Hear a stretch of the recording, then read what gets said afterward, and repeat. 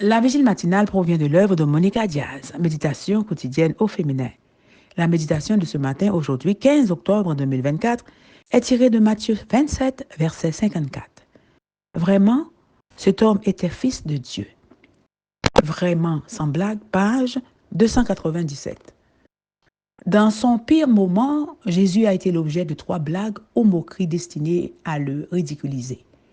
Ceux qui les ont proférés ignoraient que, derrière ces mensonges apparents, se cachaient 3 grandes vérités, précisément celles qui fondent notre foi.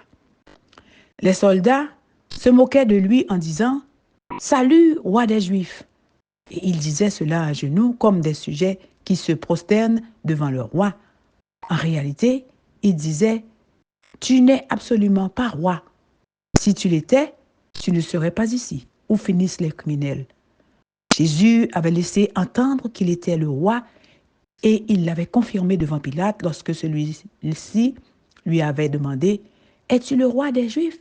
« Tu le dis, avait-il répondu.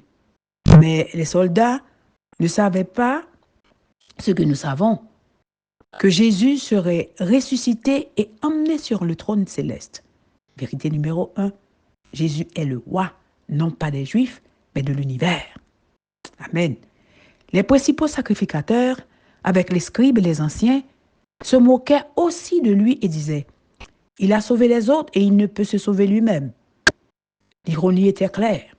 Un sauveur qui prétend ressusciter les morts, rendre la vue aux aveugles, la liberté aux captifs et la santé aux malades, mais qui n'est pas capable de sauver lui-même de cette mort honteuse. Ce qu'il ne savait pas, c'est que s'il s'était sauvé lui-même, il n'aurait pas pu sauver l'humanité. C'est précisément celui qui ne sauve pas qui est en mesure de sauver les autres en donnant sa vie pour eux. Vérité numéro 2. Par amour pour nous, Jésus a choisi de ne pas éviter la croix. Jésus s'écria d'une voix forte, « Mon Dieu, pourquoi m'as-tu abandonné ?»